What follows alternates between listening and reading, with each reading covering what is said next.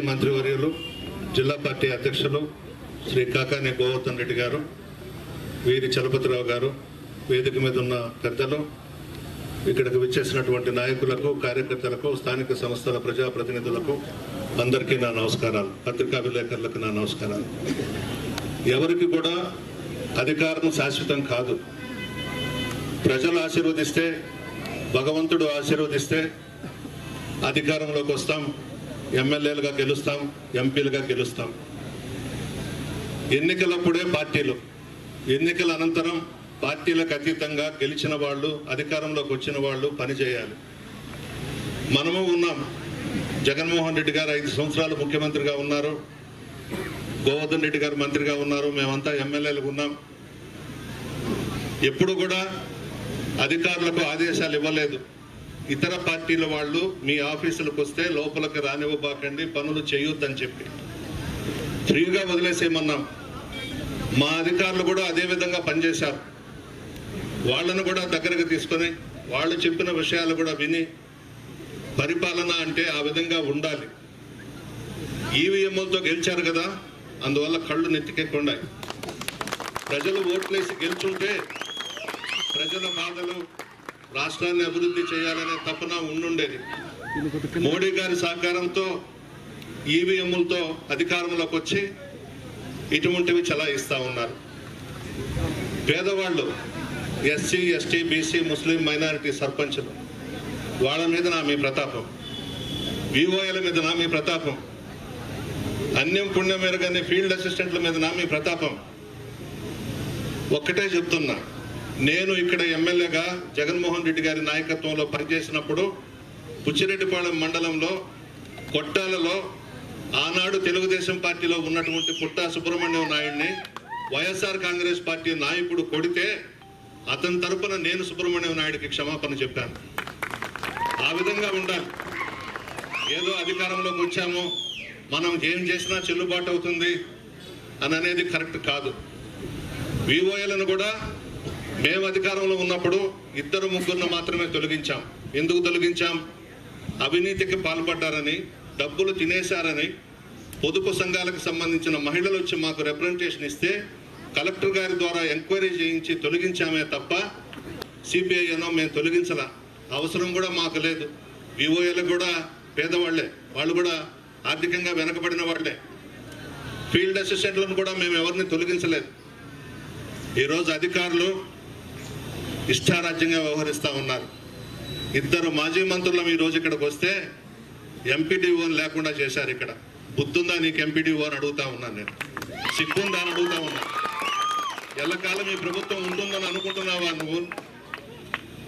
ఆ కొత్త వంగళ్ళు సర్పంచ్ని ఈవో ఆర్డీ అంట, వాడు ఎక్కడి నుంచి వచ్చినాడో వాడినైతే మనం వదిలిపెట్టే ప్రసక్తే లేదు.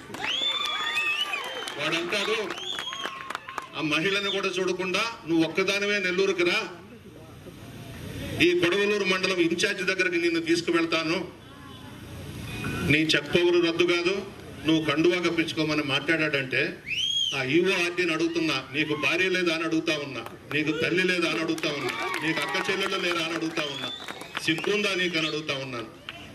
ఒక పేద మహిళ దళిత సర్పంచ్ని నువ్వు ఒంటరిగా రమ్మని నెల్లూరుకు పిలుస్తావా? ఇదేనా ప్రభుత్వం అంటే? ఇదేనా పరిపాలన అంటే? సిగ్గుండొద్దు, మానండి, నిజాయితీగా వ్యవహరించండి. అధికారులకైతే మనవి చేస్తా ఉన్నా, ఎలక్షన్స్ రాబోతా ఉన్నాయి 2027లోనే. మరలా జగన్మోహన్ రెడ్డి గారు ముఖ్యమంత్రిగా సీట్లో కూర్చోబోతున్నారు. ప్రజలందరూ కూడా ఇప్పటికే 8 నెలలకే విసిగి వేసారిపోయినారు ఈ ప్రభుత్వం మీద. ఎలాగో మీరెవ్వరూ కూడా తెలుగుదేశం పార్టీకి కానీ జనసేన పార్టీకి కానీ ఓట్లు వేయలేదు. మీరేసింది ఫ్యాన్ గుర్తుకే, మనకు వచ్చింది 40% ఓట్లు వచ్చినాయి. ఈవీఎంలను అడ్డం పెట్టుకొని అధికారంలోకి వచ్చి మన మీద పెత్తనం చేస్తూ ఉన్నారు. అధికారులు గుర్తుపెట్టుకోండి, ఏ ప్రభుత్వం కూడా శాశ్వతం కాదు, అధికారం శాశ్వతం కాదు. మనం ప్రజాప్రతినిధులుగా ఎంపికైన తర్వాత అధికారులు మనం కలిసి నిజాయితీగా సేవ చేయాలి, కానీ ఇటువంటి దుర్మార్గపు పనులకు పూనుకోవడం మంచిది కాదని చెప్పి హెచ్చరిస్తూ ఇప్పటికైనా నిజాయితీగా వ్యవహరించండి అని చెప్పి కోరుతూ సెలవు తీసుకుంటూ గోవర్ధన్ రెడ్డి గారిని ప్రసంగించవలసింది.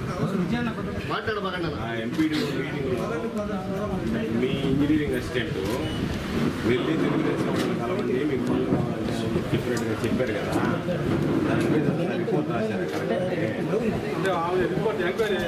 ఎవరు వేసేది ఎంక్వైరీ?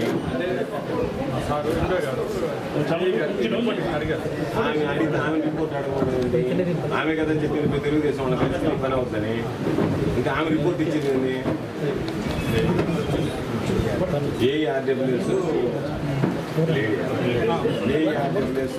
దగ్గరికి పోయి పని అడిగింది. పని చేసి ఎంబుక్ చేయమంది. ఎంబుక్ చేయాలి అంటే తెలుగుదేశం వాళ్ళు కలవాలా నిన్నవి. ఉద్యోగం చేయాలన్నా లేకపోతే తెలుగుదేశం కోసం వల్ల పని చేస్తున్నారా?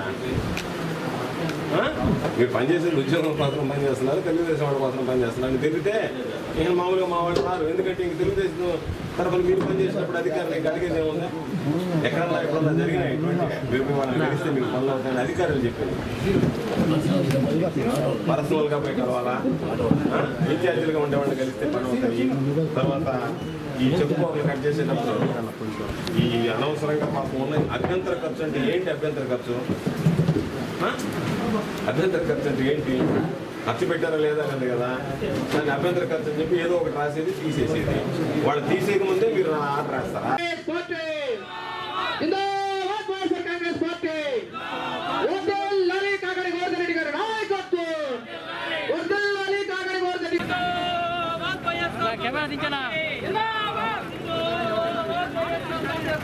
అక్కడ